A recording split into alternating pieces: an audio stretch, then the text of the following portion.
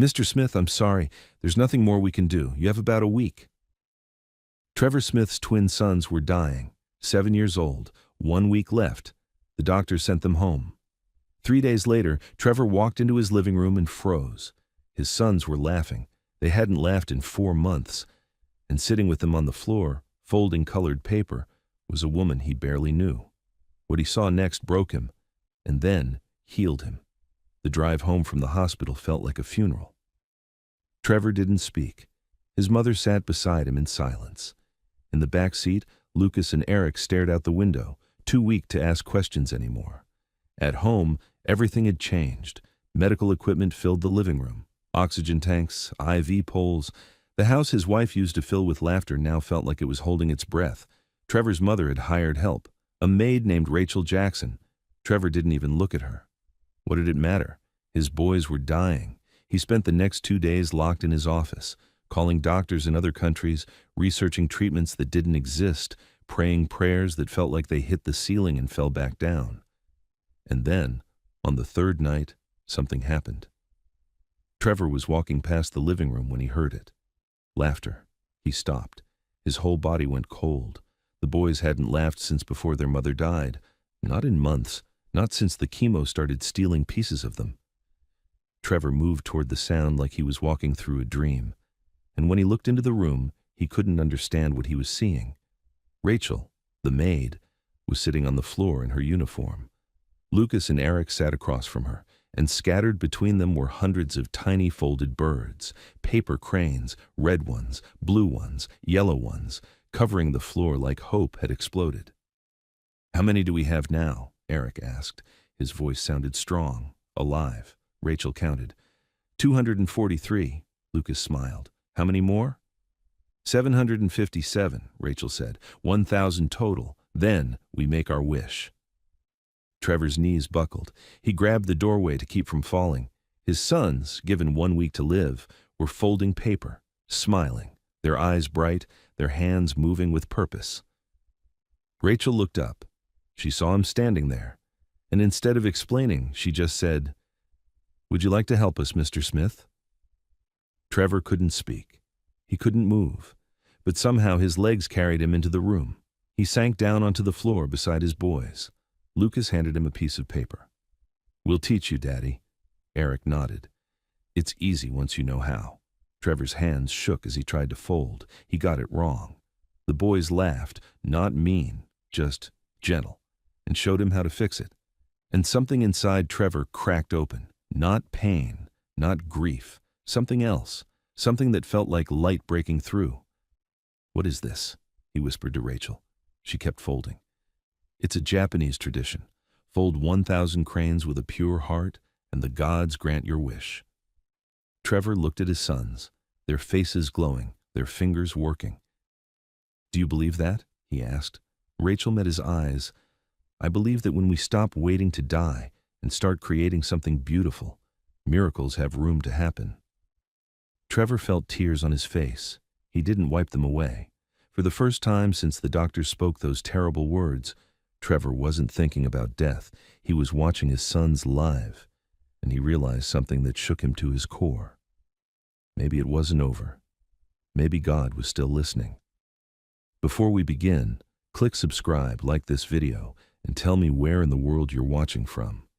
Because I believe some of you watching right now are in your darkest hour, and you need to know, God doesn't always answer the way we expect, but He always answers. Stay with me.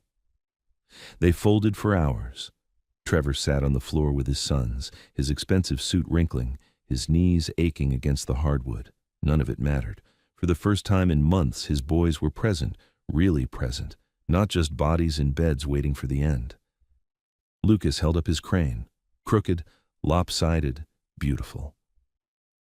"Look, Daddy, I made one." Trevor's throat closed. "It's perfect, buddy." Eric finished his and added it to the pile. "Mine's better." "Is not," Lucas said, but he was smiling.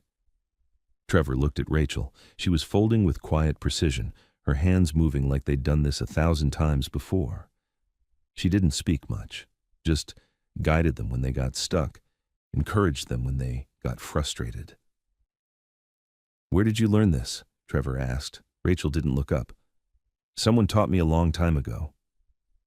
Who? Her hands paused, just for a second. Someone I loved.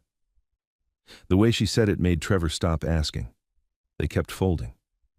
The pile grew. Red birds, blue birds, yellow birds.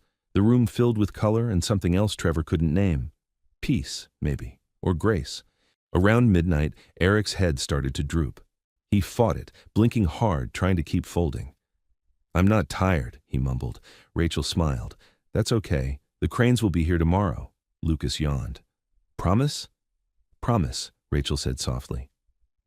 Within minutes, both boys were asleep on the couch, curled into each other the way they used to when they were babies.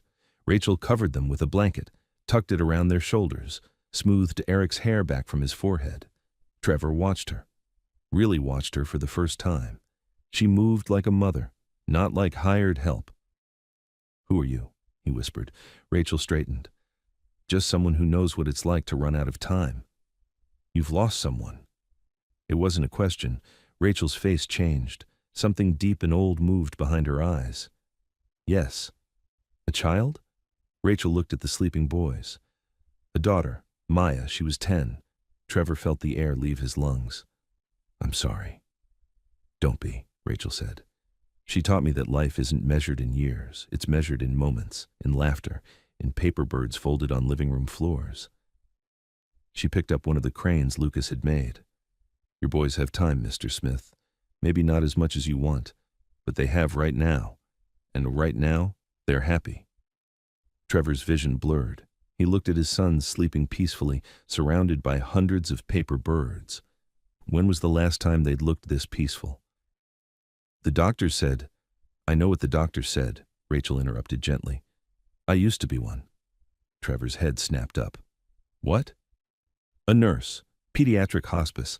I worked with children like yours for 15 years. Then why are you? Because medicine can only do so much, Rachel said. And sometimes what people need isn't another doctor. It's someone who sees them as more than a diagnosis. She looked at him. Your boys don't need more treatments, Mr. Smith. They need their father. They need to know that even if their bodies are giving up, their lives still matter. That they're not just dying, they're still living.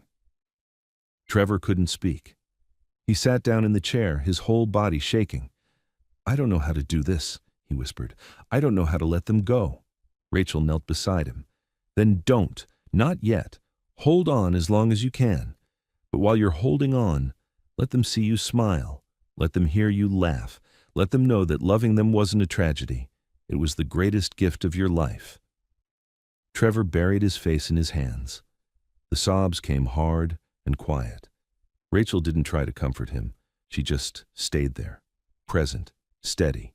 When he finally looked up, his eyes were red but clear. How many cranes did we make tonight? Rachel counted. 307. How many more? 693. Trevor looked at his sleeping sons, at the pile of paper birds, at this woman who'd appeared in his house 3 days ago and somehow knew exactly what his family needed. Then we keep folding, he said. Rachel smiled. Then we keep folding. She stood and began gathering the loose paper, organizing it into neat stacks for tomorrow. Trevor watched her work. There was something about her, something he couldn't explain, like she'd been sent. Rachel? She looked up. Thank you. She held his gaze for a long moment. Don't thank me yet. We still have 693 miracles to make. She left him alone with his sons and the paper birds. Trevor sat in the silence, listening to Lucas and Eric breathe. In and out, steady, alive. Outside, the night pressed against the windows, but inside, surrounded by paper and hope, something had shifted. The house didn't feel like a tomb anymore. It felt like a home where people were still fighting, and maybe, just maybe, still winning. Trevor woke up on the living room floor. Sunlight was coming through the windows. His neck hurt. His back hurt. But for the first time in weeks, he'd actually slept. The boys were still on the couch, tangled in blankets, still breathing, still here. 307 paper cranes covered the coffee table like a flock of birds that had landed during the night. Trevor sat up slowly, trying not to wake them, but Lucas's eyes fluttered open. Daddy? Right here, buddy. Lucas smiled, actually smiled. Can we fold more today? Trevor's chest tightened. Yeah, we can fold more. From the kitchen, he heard sounds, someone cooking. The smell of pancakes drifted into the room, real food, not the meal replacement shakes the boys had been living on. Trevor found Rachel at the stove, still in her uniform, flipping pancakes like she'd done it in this kitchen 1,000 times. You didn't have to do this, he said. Rachel glanced at him. The boys need to eat, real food, not just medicine. They can barely keep anything down. They will today, Rachel said with quiet certainty, and somehow Trevor believed her. His mother came downstairs, surprised to find everyone already awake. Patricia looked at the paper cranes covering the living room, then at Trevor's wrinkled suit, then at Rachel cooking breakfast. You stayed down here all night? Patricia asked him. We were folding. Patricia's eyes softened. The boys look different this morning. Trevor knew what she meant. There was color in their faces. Not much, but some.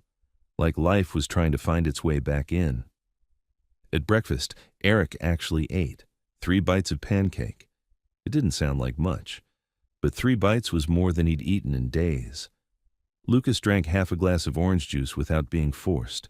Rachel sat with them, cutting their food into small pieces, talking to them about nothing important. What their favorite color was, what they wanted to be when they grew up. When they grew up, like it was still possible. Trevor watched from the doorway, his coffee growing cold in his hand.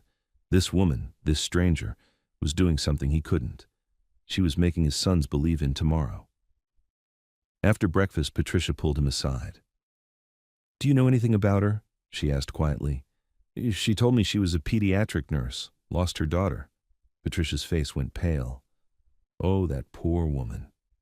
She didn't want my pity, Trevor said. She just wanted to help. Still, Patricia said, you should know who's in your house, especially with the boys so vulnerable. Trevor nodded. She was right. That afternoon, while Rachel folded cranes with Lucas and Eric in the living room, Trevor went to his office. He opened his laptop and typed her name into the search bar. Rachel Jackson, pediatric nurse. The results came up slowly. There she was. Rachel Marie Jackson, former pediatric hospice nurse at St. Jude Children's Research Hospital in Memphis, one of the best in the country. She'd worked there for 12 years. Then, 6 years ago, she just stopped. No explanation in any of the records, no forwarding hospital. She just disappeared from nursing entirely. Trevor kept searching. And then, he found it. A news article from 6 years ago. Small. Easy to miss. Local nurse loses daughter to leukemia after hospital misdiagnosis. Trevor's blood went cold. He read the whole thing. Rachel's daughter, Maya Jackson, age 10, complained of fatigue and bruising for 3 months. The hospital ran basic tests, said it was nothing serious. By the time they caught it, the leukemia was stage 4. She died 6 weeks after diagnosis. Medical malpractice suit settled for $3.2 million. Trevor sat back in his chair, his hands shaking. Rachel had walked the same hell he was walking now, except she'd walked it alone. While working as a nurse, taking care of other people's dying children, missing the signs in her own daughter because she trusted the doctors, because she was too busy saving everyone else, and now she was here, in his house, folding paper cranes with his dying sons. Why? Trevor closed the laptop, went back downstairs. In the living room, the pile of cranes had grown. Rachel was teaching Eric a new fold. Lucas was stringing finished cranes onto fishing line, making them into garlands. How many now? Trevor asked. Rachel looked up. 418. 582 to go, Lucas said proudly. Eric held up his crane. This one's for Mom. Trevor's throat closed. She would have loved it. Rachel's eyes met his across the room. She knew. Somehow she knew he'd looked her up. But she didn't say anything, just kept folding. And Trevor realized something. She wasn't here by accident. She'd come here on purpose. To finish something she couldn't finish 6 years ago. Day 4. Trevor woke up before sunrise. The boys were already awake. He could hear their voices from downstairs, quiet, but awake. When he came down, they were already folding. Rachel sat between them, her hair still damp from a shower, teaching them a new technique. "You're up early," Trevor said. Lucas looked up. "We want to finish before—" He stopped. Didn't finish the sentence. "Before the week runs out." Nobody said it. But everyone knew. They folded through breakfast, through lunch. The pile grew and grew. Rachel strung them up on fishing line, hanging them from the ceiling like curtains. The living room started to look like something out of a dream. Hundreds of paper birds floating overhead, turning slowly in the air. Eric reached for another piece of paper and stopped. His hand was shaking. "You okay, buddy?" Trevor asked. Eric nodded, but his face was pale, sweating. Rachel put her hand on his forehead. "You're warm." "I'm fine," Eric said, but his voice was weak. Trevor's heart started racing. "How warm?" Rachel didn't answer. She just looked at him, and he knew. The home nurse, Carla, came by an hour later for the daily check. She took Eric's temperature, checked his blood pressure, listened to his heart. "His fever's up," she said quietly. 101.3. Trevor felt the room tilt. "What does that mean?" Carla hesitated. "Could be nothing. Could be an infection. With his immune system this weak," she didn't finish. "Should we take him to the hospital?" Patricia asked. "No," Eric said suddenly. His voice was small but firm. "I don't want to go back there." "Eric, please, Dad." His eyes filled with tears. "I just want to stay home. I want to fold." Trevor looked at Rachel. She was watching Eric with an expression he couldn't read. "It's his choice," Rachel said softly. "He's 7 years old." "He knows what he wants," Rachel said. "And what he doesn't want is to die in a hospital bed surrounded by machines." The words hit Trevor like a fist. Carla packed up her things. "I'll come back tonight. If his fever goes higher, you call me, understand?" Trevor nodded. After she left, Eric lay down on the couch. Lucas curled up beside him, holding his brother's hand. "We're not done yet," Lucas whispered. "We still have more to make." "I know," Eric said. "I'm just resting." Rachel covered them with a blanket. Then she kept folding, one crane after another, placing each one gently on the coffee table. Trevor sat across from her, his hands useless in his lap. "What if he doesn't make it?" Trevor whispered. Rachel's hands didn't stop moving. "Then he'll go surrounded by something beautiful, something he made, something that reminded him life is more than sickness." "That's not enough." "Maybe not," Rachel said, "but it's more than most people get." Trevor watched her fold, precise, steady, like she was praying with her hands. "Why are you really here?" he asked. Rachel looked up. "I told you I lost my daughter." "You could help any family. Why mine?" Rachel set down the crane she was working on. "Because when Maya was dying, I wasn't there. I was at work, taking care of other people's children while mine was alone in a hospital bed." Her voice cracked. "She died believing I chose them over her."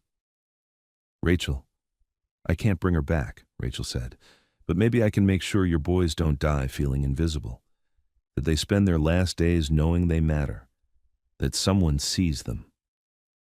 Trevor's vision blurred. They sat in silence. The only sound was paper folding and the boys breathing on the couch. Hours passed, the sun moved across the sky, and then, just before dinner, Eric stirred. "I'm hungry," he said. Patricia nearly dropped the dish she was holding. "What?" "I'm hungry," Eric repeated. Trevor knelt beside the couch, touched his forehead. Still warm, but not worse. Rachel brought him soup. Eric ate 4 spoonfuls, then 6. Then he asked for more. Lucas sat up, grinning. "You're eating." "I know," Eric said, like it was the most normal thing in the world. Carla came back that evening, took his temperature again, 100.1. She stared at the thermometer, took it again, still 100.1. "It went down," she said slowly. That's not—" Trevor's hands were shaking. "What does that mean?" "I don't know," Carla admitted. "But this is good. This is really good." After she left, Trevor found Rachel standing by the window, looking out at the dark yard. "You knew," he said. Rachel didn't turn around. "No, I hoped." "What's the difference?" She finally looked at him. "Hope costs everything, and it doesn't promise anything back. But it's the only thing that keeps us human when everything else fails." Trevor stood beside her. Outside, the trees swayed in the wind. Inside, his sons were alive, folding, fighting. "How many cranes now?" he asked. 612. 388 to go. Rachel nodded. 388 to go. They stood there together, watching the night, and somewhere in that house full of paper birds and fragile hope, something impossible was happening. Life was pushing back against death. And for the first time, Trevor thought maybe, just maybe, life was winning. That night, Trevor couldn't sleep. He sat in his study with the lights off, staring at nothing. Eric's fever had dropped. The boys were eating again, laughing again. Everything pointed toward something good happening. So why did he feel like he was standing on the edge of a cliff? Downstairs, he heard movement, footsteps, soft, careful. Trevor got up and found Rachel in the living room, alone, folding cranes in the dark, only the moonlight coming through the windows. She didn't hear him at first, or maybe she did and didn't stop. Her hands moved slowly, deliberately, and Trevor realized she was whispering something, words he couldn't make out. He stepped closer. The floor creaked. Rachel looked up. Her face was wet. She'd been crying. "I didn't mean to interrupt," Trevor said. Rachel wiped her eyes quickly. "You're not. I just couldn't sleep." Trevor sat down across from her. "What were you saying just now, when you were folding?" Rachel looked down at the crane in her hands. "I was talking to my daughter." The words hung in the air between them. "Does it help?" Trevor asked quietly. "No," Rachel said, "but I do it anyway." She finished the crane and set it down with the others. There were dozens scattered around her. She'd been out here for hours. "I looked you up," Trevor admitted. "I know about the lawsuit, about what happened to Maya." Rachel didn't react, just reached for another piece of paper. "They missed it for 3 months," she said. Her voice was flat, empty. "I kept telling them something was wrong, that she was too tired, bruising too easily. But they said it was normal, growing pains, puberty starting early." She folded the paper with sharp, precise movements. "And I believed them, because I was a nurse, because I trusted doctors, because I was too busy taking care of everyone else's dying children to see my own daughter was dying right in front of me." "That wasn't your fault, wasn't it?" Rachel looked up. Her eyes were red but dry now. "I had the training. I knew the signs. But I didn't see them. I didn't push hard enough. I didn't fight for her the way I should have. You didn't know." "I should have." Her voice broke. "That's what mothers do. They know. And I didn't. I failed her." Trevor felt something crack open in his chest. "Is that why you're here? To make up for it?" Rachel was quiet for a long time. "I'm here because I can't save Maya," she finally said. "But maybe I can help your boys have what she didn't. Time, joy, a father who's present, a family that fights together instead of falling apart." She looked at him. "You still have a chance, Trevor. Don't waste it being afraid." "I'm terrified," Trevor whispered. "Good," Rachel said. "That means you still love them. That means you're still here." They sat in silence, just the sound of paper folding and the house settling around them. "Can I ask you something?" Trevor said. Rachel nodded. "Do you really think the cranes will work? That if we get to 1,000, they'll survive?" Rachel set down the paper. "I think your boys needed something to believe in, something bigger than cancer, bigger than statistics. And whether it's magic or medicine or God, I don't know. But I know they're fighting now. And that's worth more than any miracle." "But you don't think they'll make it?" Rachel met his eyes. "I think hope doesn't require a guarantee. It just requires us to show up every single day and keep folding." Trevor looked around the room, hundreds of paper birds hanging from the ceiling, covering tables, filling boxes, each one a small prayer, a small act of defiance against death. "How many now?" he asked. 703. 297 to go." Rachel picked up another piece of paper. 297 to go. Trevor reached for paper too, and they folded together in the dark, not speaking, just creating, just hoping. Upstairs, Lucas woke up. He looked over at Eric's bed. His brother was sleeping, breathing steady, alive. Lucas got up and tiptoed downstairs. He found his father and Rachel sitting in the living room, folding by moonlight. "Can I help?" he whispered. Trevor's throat tightened. "Come here, buddy." Lucas climbed into his father's lap. Trevor handed him a piece of paper, and the three of them folded in silence, a family stitched together by paper and hope and the refusal to surrender. Outside, the night stretched on, but inside, surrounded by birds that would never fly but somehow still carried prayers, something was taking root. Not certainty, not promises, just the quiet, stubborn belief that tomorrow might still come, and that maybe, just maybe, love was enough to make it worth fighting for. Day 5. Trevor woke up to the sound of his sons arguing. Actually arguing. "That one's mine," Lucas said. "No, I made the blue ones. You made the red ones." "You're wrong." Trevor sat up on the couch where he'd fallen asleep again. The boys were at the coffee table, sorting through cranes. Their faces had color, real color, not the gray pale they'd been for months. Rachel stood in the kitchen doorway, watching them with a small smile. "They've been at it for 10 minutes, she said quietly. "They're fighting," Trevor said. "They're alive," Rachel corrected, and Trevor realized she was right. Fighting meant caring, meant energy, meant their bodies had enough strength left to argue about paper birds. Patricia came downstairs and stopped in her tracks. "Eric's out of bed." "I know," Trevor said. His voice sounded strange even to himself. Carla arrived for the morning check. She took vitals on both boys, checked their charts, took blood samples to send to the lab. She didn't say anything at first, just kept rechecking the numbers. "What?" Trevor asked. His heart was pounding. Carla looked up. "Their oxygen levels are higher. Heart rates are stronger. Eric's white blood cell count is—" She trailed off. "I need to run this again." "Is that bad?" Lucas asked. "No, sweetheart," Carla said. "It's good. It's really good." She left with the blood samples, promising to call as soon as the lab confirmed the results. After she was gone, the house felt different, lighter somehow. Rachel made lunch. The boys ate. Actually ate. Eric finished a whole sandwich. Lucas drank an entire glass of milk. Trevor watched from the doorway, unable to move, unable to process what he was seeing. His sons were getting better. It shouldn't be possible. The doctors had been clear. Stage 4, leukemia. Bodies shutting down. 1 week. But here they were, 5 days later, eating, laughing, living. That afternoon, Trevor found Rachel outside on the back patio.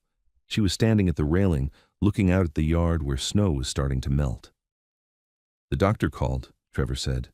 "Blood work came back. The leukemic cells are decreasing." Rachel didn't turn around. "I heard." "Rachel, they're getting better." "I know." "How?" Trevor moved beside her. "How's this possible?" Rachel was quiet for a long moment. "I don't know if it is," she finally said. "This could be temporary. A rally before the end. It happens sometimes. The body gathers strength one last time before—" "Don't," Trevor said. "Don't say that." "I have to," Rachel said, "because hope without truth is just cruelty. Your boys are doing better today, but tomorrow could be different, next week could be different, and if you let yourself believe this is over, if you stop being present because you think they're saved, you'll miss whatever time you actually have." Trevor felt anger rise in his chest. "So what? We just keep pretending they're dying even when they're clearly improving." "No," Rachel said. "You keep loving them like every day matters, because it does. Whether they have a week or a year or 50 years, every single day matters." Trevor leaned against the railing. His hands were shaking. "I don't know how to do this," he whispered. "I don't know how to hope and grieve at the same time." Rachel finally looked at him. "You do it by folding, Trevor, one crane at a time. You do it by sitting on the floor with your sons, by laughing when they laugh, by being their father instead of their savior." "I want to save them." "I know," Rachel said softly, "but maybe that's not your job. Maybe your job is just to love them, and let God handle the rest." The word hung between them. God. Trevor hadn't thought about God in months, not since his wife died, not since the diagnosis. He'd been too angry, too betrayed. "I don't know if I believe anymore," he admitted. Rachel looked back at the yard. "Belief isn't a feeling, Trevor. It's a choice. Every morning you choose to get up, to fold, to stay present, to love anyway. She paused. That's faith, not certainty, not proof, just the choice to keep going even when you don't know how it ends. Trevor felt something break inside him, not painfully, more like ice cracking in spring. You did this, he said. Whatever's happening, you did this. Rachel shook her head. I folded paper. Your boys did the rest. It's more than paper. Maybe, Rachel said, or maybe it's exactly what it looks like. A father and his sons making something beautiful while they still can. Inside, Lucas called out. Dad, we finished another 20. Trevor looked through the window. His sons at the table, folding, smiling, alive. He turned back to Rachel. How many now? 816. 184 to go, Rachel nodded. We're close. Trevor took a breath. What happens when we reach 1,000? Rachel met his eyes. I don't know, but we'll find out together. They went back inside, back to the boys, back to the folding, and Trevor realized something that shook him. He wasn't folding to save his sons anymore. He was folding because this, right here, right now, was life. And whether they had days or decades, this moment was enough. Day 6. The house felt different that morning, something in the air, something Trevor couldn't name. The boys woke up excited. They wanted to finish, to get to 1,000. How many left? Eric asked at breakfast. Rachel counted the cranes hanging from the ceiling. 134, Lucas grinned. We can do that today. We can try, Rachel said, but her voice was careful, measured. Trevor noticed. What's wrong? Nothing, Rachel said, but she was watching Eric closely. They folded through the morning. The pile grew. 120 cranes left, then 100, then 90. Eric was sweating. Trevor saw it first, beads forming on his forehead, his hands shaking slightly as he folded. Eric, you okay, buddy? I'm fine, Eric said, but his voice was thin. Rachel put down her crane. Eric, look at me. He looked up. His eyes were glassy, unfocused. I'm just tired, he said, and then he slumped forward. Trevor caught him before he hit the table. Eric! His son's body was burning, fever radiating through his clothes. Call Carla, Rachel said.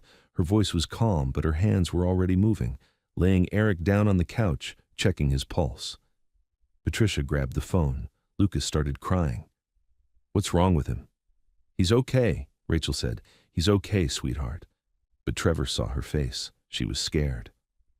Carla arrived in 12 minutes. She took Eric's temperature, 104.2.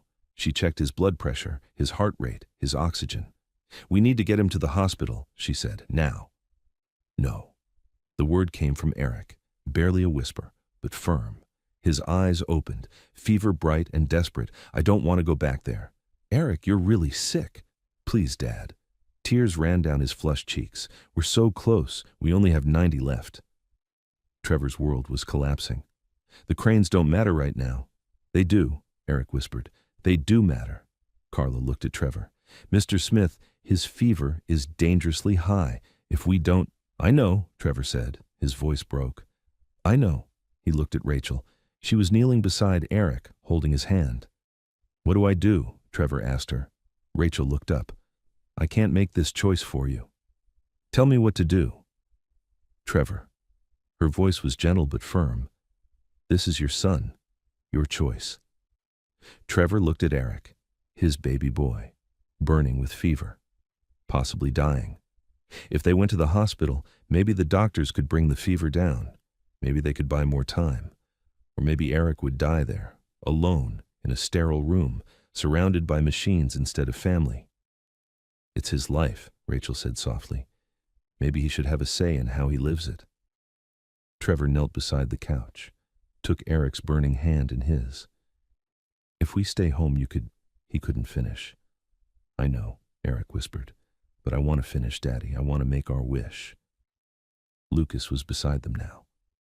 I'll help him. We'll fold together. Trevor looked at Carla, at his mother, at Rachel. Everyone thinks I'm insane, he said. Yes, Carla said honestly, but he's your son.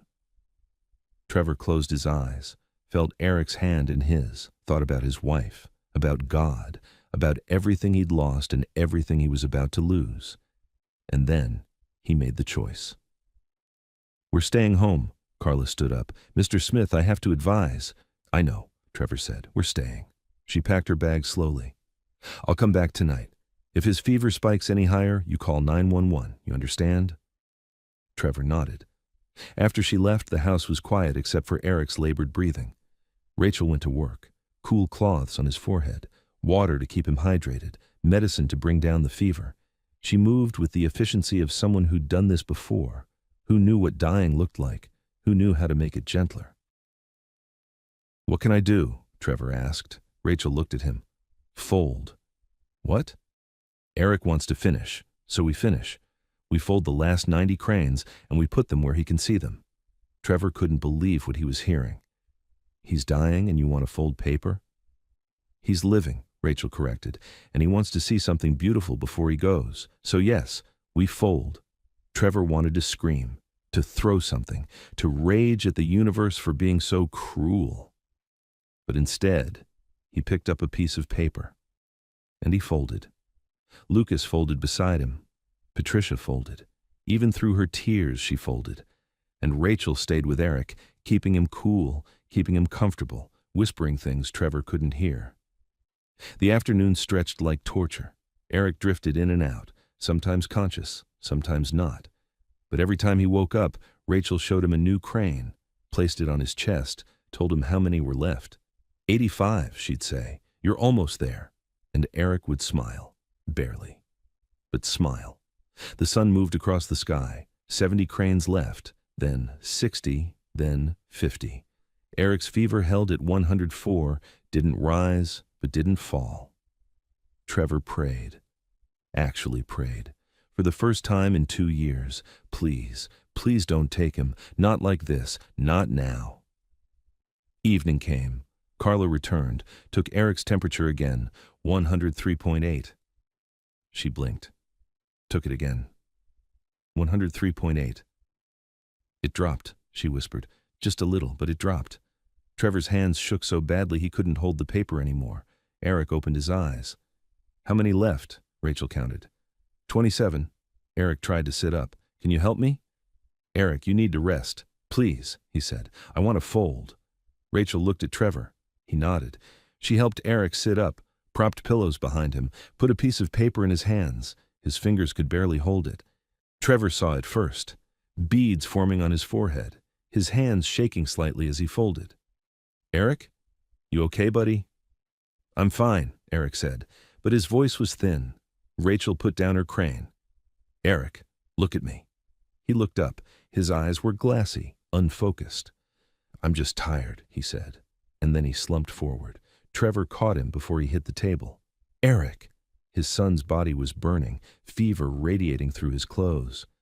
"Call Carla," Rachel said. Her voice was calm, but her hands were already moving, laying Eric down on the couch, checking his pulse. Patricia grabbed the phone. Lucas started crying. "What's wrong with him?" "He's okay," Rachel said. "He's okay, sweetheart." But Trevor saw her face. She was scared.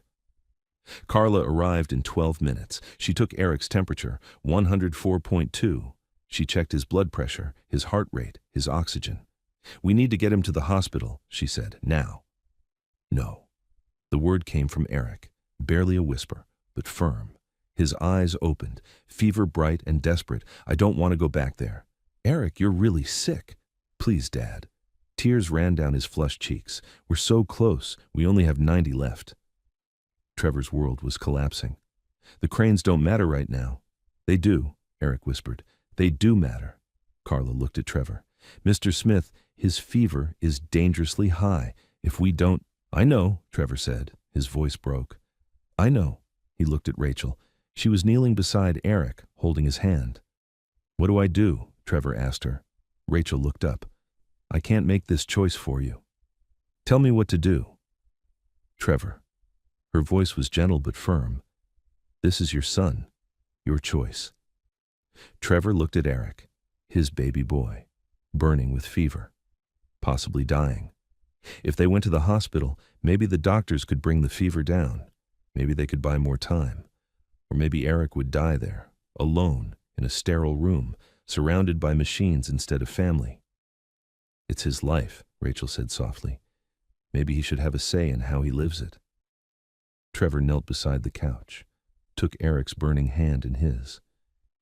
If we stay home, he couldn't finish.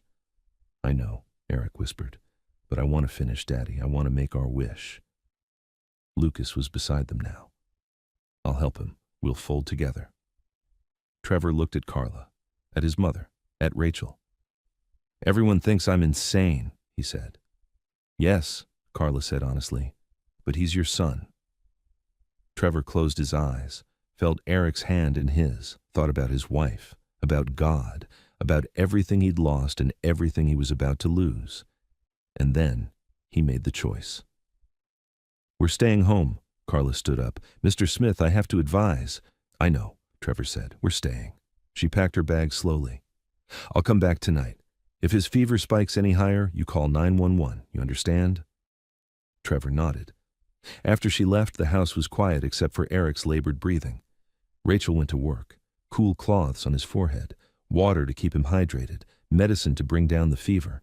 She moved with the efficiency of someone who'd done this before, who knew what dying looked like, who knew how to make it gentler. What can I do? Trevor asked. Rachel looked at him. Fold. What? Eric wants to finish, so we finish. We fold the last 90 cranes and we put them where he can see them. Trevor couldn't believe what he was hearing. He's dying and you want to fold paper? He's living, Rachel corrected, and he wants to see something beautiful before he goes. So yes, we fold.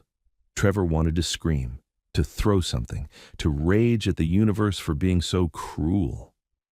But instead, he picked up a piece of paper, and he folded. Lucas folded beside him.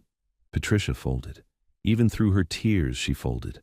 And Rachel stayed with Eric, keeping him cool, keeping him comfortable, whispering things Trevor couldn't hear. The afternoon stretched like torture. Eric drifted in and out, sometimes conscious, sometimes not. But every time he woke up, Rachel showed him a new crane, placed it on his chest, told him how many were left. 85, she'd say. You're almost there. And Eric would smile. Barely. But smile. The sun moved across the sky. 70 cranes left, then 60, then 50. Eric's fever held at 104, didn't rise, but didn't fall. Trevor prayed. Actually prayed. For the first time in 2 years. Please, please don't take him. Not like this. Not now. Evening came. Carla returned, took Eric's temperature again, 103.8. She blinked. Took it again. 103.8. It dropped, she whispered. Just a little, but it dropped. Trevor's hands shook so badly he couldn't hold the paper anymore. Eric opened his eyes. How many left? Rachel counted. 27. Eric tried to sit up. Can you help me? Eric, you need to rest. Please, he said. I want to fold. Rachel looked at Trevor. He nodded. She helped Eric sit up, propped pillows behind him, put a piece of paper in his hands. His fingers could barely hold it. But he folded. Slowly, shakily. And he finished one more crane. 26, Eric whispered. Lucas hugged his brother carefully. We're going to make it. I know, Eric said, and then he fell asleep. Right there, mid-fold. But his fever was 103.2. Still dangerous, still high, but dropping. Trevor sat on the floor, surrounded by paper birds, and wept. Not quietly, not carefully. He sobbed like a man who'd just watched his son choose how to die. And maybe, just maybe, choose to live instead. Trevor didn't leave Eric's side that night. He sat in the chair beside the couch, watching his son breathe, in and out, each breath a small miracle. Rachel stayed too. She'd pulled another chair close, a cool cloth in her hands, ready to change it when Eric's fever spiked again. But it didn't spike. By midnight, it was 102.1. By 2 in the morning, 101.4. Patricia had taken Lucas upstairs to sleep. The house was quiet except for the soft tick of the clock and Eric's steady breathing. You should rest, Rachel said softly. Trevor shook his head. I can't. He's stable now. I know, Trevor's voice was raw. But if I close my eyes, I'm afraid I'll wake up and he'll be gone. Rachel didn't argue. She just sat with him in the dark. Hours passed. Finally, Trevor spoke. I almost lost him today. No, Rachel said. Today you let him choose. There's a difference. He's 7 years old. He doesn't understand. He understands more than you think, Rachel interrupted gently. He understands that life isn't just about breathing, it's about meaning, about finishing what you start, about making something matter. Trevor looked at her. You would have let your daughter choose too, wouldn't you? Rachel's face changed. Something old and painful surfaced. I didn't get the chance, she said quietly. By the time I knew she was sick, she was too far gone, too weak to have a choice. She died in a hospital bed asking me why I wasn't there when she needed me. Rachel, she was right, Rachel continued. I wasn't there. I was working, saving other people's children, and mine died thinking I didn't love her enough to notice she was sick. Her voice cracked. She looked down at her hands. That's why I'm here, Trevor, not to save your boys. I can't do that, but I can make sure they know every single moment that they're seen, that they matter, that their father chose them over fear. Trevor felt something break open in his chest. Not pain, something deeper, something like understanding. She knew you loved her, he said. Rachel shook her head. I hope so, but I'll never know for sure, and that's something I'll carry forever. They sat in silence. Outside, the wind picked up. Snow started falling again, soft and quiet against the windows. Trevor looked at Eric. His son's face was peaceful now, the fever flush fading, his breathing easier. Thank you, Trevor whispered, for teaching me how to be present. Rachel met his eyes. You're doing that yourself? No, I wasn't. Before you came, I was trying to fix everything, control everything, buy my way out of grief. He paused. But you showed me that sometimes the answer isn't doing more. It's just being there. Rachel smiled sadly. That's all any of us can do. Show up, stay, love them while we can. Around 4 a.m, Eric stirred. His eyes opened, clear, focused. Dad? Trevor was beside him instantly. Right here, buddy. I'm thirsty. Rachel brought water. Eric drank slowly, half the glass. How do you feel? Trevor asked. Eric thought about it. Tired, but okay. Trevor's throat tightened. You scared me today. I'm sorry. Don't be sorry. Just don't leave me, okay? Eric reached for his father's hand. Okay. Trevor held on like his son was the only real thing in the world.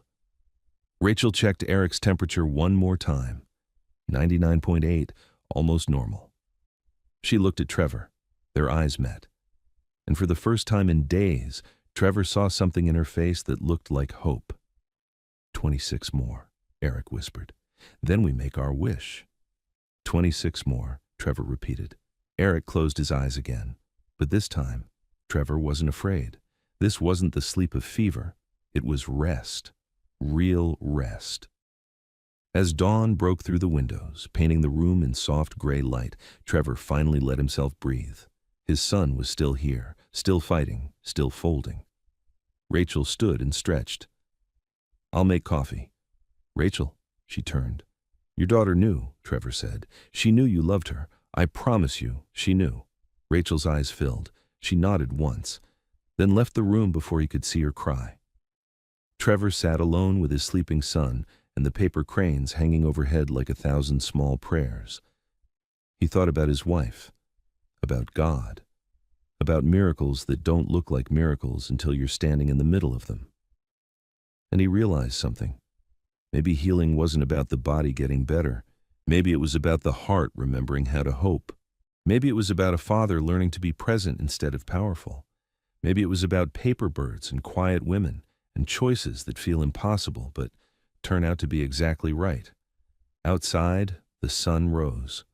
A new day. Day 7. The last day the doctors had given them. But Eric was still breathing, and they only had 26 cranes left to fold. Trevor picked up a piece of paper, and he started to fold. Not because he believed in magic, but because he believed in this, right here, right now. His son, this moment, this love that refused to surrender. And maybe that was miracle enough. Morning came soft and quiet. Eric woke up asking for breakfast. Real breakfast. Eggs, toast, orange juice. Patricia nearly dropped the pan when she heard him. "What did you say, sweetheart?" "I'm hungry," Eric repeated, like it was the most normal thing in the world. Trevor couldn't move, couldn't breathe. He just watched his son sit up on the couch, eyes clear, color in his cheeks. Rachel checked his temperature. 98.6, normal, completely normal. "How do you feel?" she asked. Eric stretched. "Good. Tired, but good." He looked around at all the paper cranes. "Can we finish today?" Lucas came running down the stairs. "You're awake?" "Yeah," Eric grinned, "and we have 26 more to go." The boys ate breakfast together. Actually ate, not picking, not forcing, just eating like children should. Trevor stood in the doorway watching them, tears running down his face. Rachel touched his arm gently.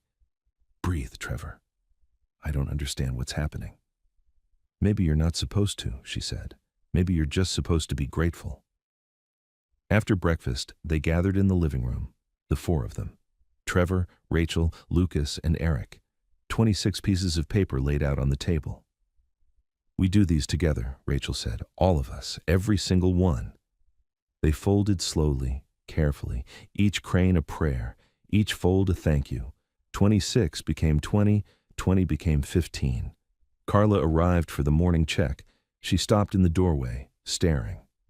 "He's up," she said. Not a question, a statement of disbelief. "He's up," Trevor confirmed. She examined Eric, listened to his heart, checked his vitals, drew blood for the lab. "I don't understand," she kept saying. "I just don't understand." But Eric just smiled. "We're almost done. Only 12 more." Carla left shaking her head, promising to call with the lab results. They kept folding. 12 became 10, 10 became 5. And then there was one piece of paper left. Gold, metallic, shimmering in the afternoon light. Rachel had saved it, kept it hidden until this moment. "This one," she said. "We fold together." Trevor, Rachel, Lucas, and Eric gathered around the table. They each placed one hand on the paper. "What do we wish for?" Lucas asked quietly. Trevor looked at his sons, alive, here, fighting. "We wish for more time," he said, his voice breaking. "Just more time together." "And we wish to always remember," Rachel added softly, "that love is stronger than fear." Eric nodded. "And that we're a family." "Always," Lucas whispered. 4 hands worked together, each fold deliberate, sacred. The crane took shape slowly. Valley fold, mountain fold, wings spreading, and when it was finished, they held it up together. The 1,000th crane. Gold and perfect and impossible. Sunlight streamed through the windows, catching the metallic paper, casting tiny rainbows across the walls. The room fell silent, and in that silence, something shifted. Not visibly, not loudly, but Trevor felt it. A presence, warm, familiar. For just a moment, he swore he smelled jasmine, his wife's perfume. He looked at Rachel. Her eyes were wide. She felt it too. "Mom's here," Lucas whispered. Eric nodded. "I know." They stood there, holding the golden crane, surrounded by 999 others hanging like a waterfall of color and hope. The phone rang. Carla's voice was shaking. "Mr. Smith, the lab results are back. I need you to sit down." Trevor's heart stopped. "What is it?" "Their white blood cell counts are rising. The leukemic cells are decreasing. Significantly." She paused. "I don't have an explanation, but Eric's body is responding. Both boys are responding." Trevor couldn't speak. The room spun. "What does that mean?" he finally managed. Carla's voice cracked. "It means they're fighting back. It means there's hope." Trevor dropped the phone, fell to his knees. Lucas and Eric wrapped their arms around him. Rachel knelt beside them, her hand on Trevor's shoulder. They stayed there on the floor, holding each other, while 1,000 paper cranes turned slowly overhead. "We did it," Eric whispered. "We made our wish." Trevor pulled his sons closer. You did it. You both did it. Rachel stood quietly, began gathering her things. Trevor looked up. What are you doing? My work here is done, she said softly. No, Rachel, you can't. She smiled, sad but peaceful. Your boys are going to live, Trevor. They're going to fight. They're going to win. And you're going to be the father they need. Not because of me. Because you remembered how. Stay, Trevor pleaded. Please, stay with us. Rachel knelt down one more time, looked at Lucas and Eric. You two taught me something, she said. You taught me that my daughter's story doesn't end with her death. It continues every time someone else chooses hope, every time a family folds together instead of falling apart. She touched their faces gently. Thank you for letting me finish what Maya started. She stood, walked toward the door. Rachel, Trevor called. She turned. Your daughter knew, he said. She knew you loved her, and she's proud of what you did here. Rachel's eyes filled with tears. She nodded. Then she was gone. The door closed softly, and Trevor sat on the floor with his sons, surrounded by paper birds and impossible hope, and let himself believe again in miracles, in healing, in love that folds us back together when we're broken. Outside, Rachel drove away in her old car, but she left behind something that would never leave. 1,000 cranes, 2 boys learning to live again, and a father who finally understood that presence was the greatest gift he could ever give. 6 months later, the living room still held the cranes, all 1,000 of them. Trevor refused to take them down. They hung from the ceiling like a cathedral of paper and hope, turning slowly whenever someone walked through, catching the light, casting shadows that looked like wings. But the medical equipment was gone.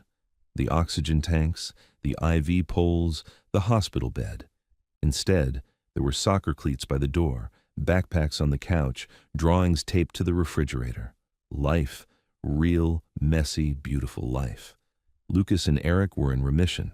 The experimental trial Rachel had funded worked, 3 rounds of treatment. Their bodies, somehow strengthened by those impossible weeks of folding, held on, fought back, won. Dr. Patel called it unprecedented, wrote papers about psychological factors in pediatric cancer outcomes, used words like miraculous and unexplained. But Trevor knew the truth. It wasn't the medicine alone that saved his sons. It was a woman in a blue uniform who taught them that hope was a choice, that life was worth fighting for, that presence mattered more than promises. Trevor had tried to find her, called every number, searched every database, but Rachel Jackson had disappeared the same way she'd arrived, quietly, without trace. All she left behind was a photograph, the one she'd given him that last night, a young girl folding a paper crane. Maya, smiling. Trevor had it framed, put it on the mantel beside his wife's photo. 2 angels who'd loved his family from different sides of heaven. He'd changed too. The billion-dollar company no longer consumed him. He'd stepped back, hired people he trusted, made space for what mattered. Now, every Wednesday, he and the boys volunteered at Children's Hospital of Philadelphia. In the same ward where they'd received their death sentence, they taught other sick kids to fold cranes, brought colored paper and fishing line and stories about a woman who believed in miracles made of hope and patience. Some of the kids were too weak to fold, so Trevor and his sons would sit beside their beds and fold for them, place each finished crane where they could see it, remind them they weren't alone. He'd started a foundation, Maya's Wings, named after the daughter of a woman whose name he didn't even know how to pronounce without his voice breaking. The foundation funded experimental trials, paid medical bills for families drowning in debt, provided hospice care that focused on living, not just dying. In 6 months, they'd helped 53 families, 53 children who might not have had a chance, and every single one of them received a box of colored paper and instructions on how to fold a crane.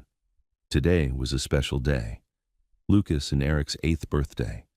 The birthday the doctors said they'd never reach. The house was full. Friends, family, other kids from the hospital. Patricia had baked a cake, decorated with paper cranes made of frosting. The boys blew out the candles together. "What did you wish for?" someone asked. Lucas and Eric looked at each other, then at their father. "We don't need to wish anymore," Eric said. "Why not?" "Because we're already living our wish," Lucas finished. Trevor's throat closed. He pulled his sons close, kissed the tops of their heads, hair that had grown back, thick and wild and beautiful. Later, after the guests left and the boys were asleep upstairs in their own beds, not hospital beds, just regular beds with dinosaur sheets and too many pillows. Trevor sat alone in the living room. He picked up a piece of paper. Yellow. Maya's favorite color, Rachel had once told him, and he started to fold. He didn't need to anymore. Didn't need to bargain with God or make wishes or pray for miracles, but he folded anyway, because Rachel had taught him something that went deeper than healing. She taught him that life wasn't about the destination. It was about the moments in between, the paper folded on living room floors, the laughter shared over crooked birds, the presents given when nothing else could be. She taught him that sometimes God doesn't answer prayers the way we expect. Sometimes he sends a stranger with gentle hands and a broken heart who knows exactly what we need. Sometimes he heals us not by taking away the pain, but by sitting with us in it, teaching us that beauty can still be made, that hope can still exist, that love doesn't require guarantees, just the courage to show up. Trevor finished the crane, set it beside the others. The phone rang, a restricted number. He almost didn't answer, but something made him pick up. "Hello?" Silence. Then a voice he'd recognize anywhere. "Mr. Smith." "Rachel." His heart nearly stopped. "Where are you?" "That doesn't matter," she said softly. "I just wanted to know, are they okay?" Trevor looked at the ceiling, at the 1,000 cranes his sons had folded when they should have been dying. "They're perfect," he whispered. "They're alive and healthy and perfect." He heard her breath catch. "Good, that's good. Rachel, please, come back. Let us thank you properly. Let the boys see you. They ask about you every day." "I can't," she said. "This was never about me." "It was always about you," Trevor said. "You saved them." "No." Her voice was firm but gentle. "I just reminded you what was already there. Love, hope, faith. You saved them, Trevor, by choosing to be present, by sitting on the floor, by folding." Trevor felt tears on his face. "I miss you." "I'm not gone," Rachel said. "I'm in every crane, every moment you choose hope over fear, every time you sit with your sons instead of trying to fix everything." She paused. "That's how you honor what we did together. You live, fully, presently, gratefully." "Rachel, I have to go, but Trevor, thank you for letting me finish what Maya started, for giving me a reason to believe that love doesn't end. It just changes forms." "Wait," but the line went dead. Trevor sat holding the phone, staring at the cranes overhead. And he understood. Rachel wasn't coming back. She'd never planned to. She was a gift, brief, precious, sent exactly when his family needed her most. And now she was gone, helping another family, teaching another father how to fold, how to hope, how to live. Trevor stood, went upstairs, looked in on his sleeping sons. Lucas was curled on his side, one hand tucked under his pillow. Eric was sprawled out, taking up most of the bed, mouth open, snoring softly. Alive. Breathing. "Here," Trevor whispered into the dark. "Thank you. For Rachel. For Maya. For teaching us that miracles don't always look like we expect. That sometimes healing starts with paper and ends with presence. That love, real, selfless, impossible love, can fold us back together when we're falling apart." He kissed each boy's forehead, turned off the light, and as he walked downstairs past the 1,000 paper cranes that still hung like prayers in his living room, Trevor smiled, because he finally understood what Rachel had been trying to teach him all along. Life wasn't about avoiding death. It was about choosing every single day to live, to be present, to love deeply, to fold beauty from brokenness, to believe, even when it feels impossible, that tomorrow is worth fighting for. And sometimes, when you fold enough cranes with enough hope, miracles happen, not because the paper is magic, but because love is.